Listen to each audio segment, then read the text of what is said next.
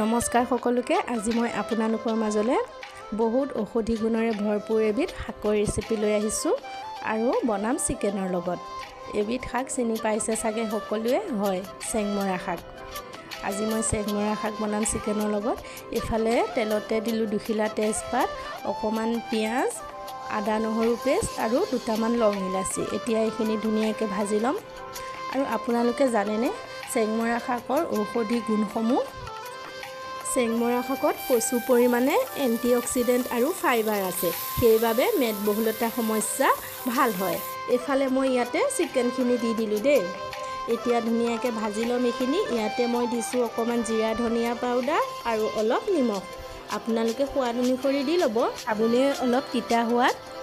ই আমাৰ শৰীৰত ৰক্তশোধক হিচাপেও কাম কৰে।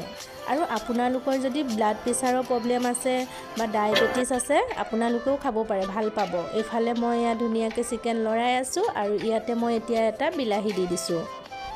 এইফালে এতিয়া ধুনীয়াকৈ বিলাহীখিনিও লৰাই ল'ম আৰু 10 মিনিটৰ কাৰণে ঢাকোন লগাই দিম। এইফালে চাওক মোৰ ধুনীয়াকৈ বিলাহী গলি গ'ল। ইয়াতে মই এতিয়া 2টা আলু কাটি থৈছিলোঁ, আলু দুটাও দি দিলোঁ। এতিয়া ধুনীয়াকৈ ভাজি ল'ম। আপোনালোকে বাৰু এইবিধ শাক খাইছেনে? যিসকলে খোৱা নাই চিকেনৰ লগত বনাই খাই চাবচোন। আপোনালোকে যিকোনো মাংসৰ লগতে খাব পাৰে। এইফালে ইয়াতে মই দি দিলোঁ এতিয়া কাটি থোৱা শাকখিনি। এতিয়া শাকখিনিও ধুনীয়াকৈ ভাজি ল'ম। আৰু ইয়াতে মই বেছি পানী ব্যৱহাৰ নকৰোঁ, অকণমান আলু সিজিবলৈহে পানী দিম। আপোনালোকৰ নিজৰ জোখমতে দি ল'ব পানীটো। ইয়াতে মই এতিয়া অকণমান পানী ব্যৱহাৰ কৰিছোঁ।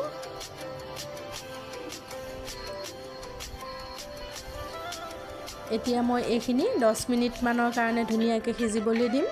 তাৰপিছতে মোৰ চিকেন ৰেডি হৈ যাব। এইফালে এয়া দেখা পাইছে মোৰ চিকেন প্ৰায় হৈ গৈছে ধুনীয়াকৈ। শাকখিনিও ধুনীয়াকৈ সিজি গ'ল, আলুও সিজিছে।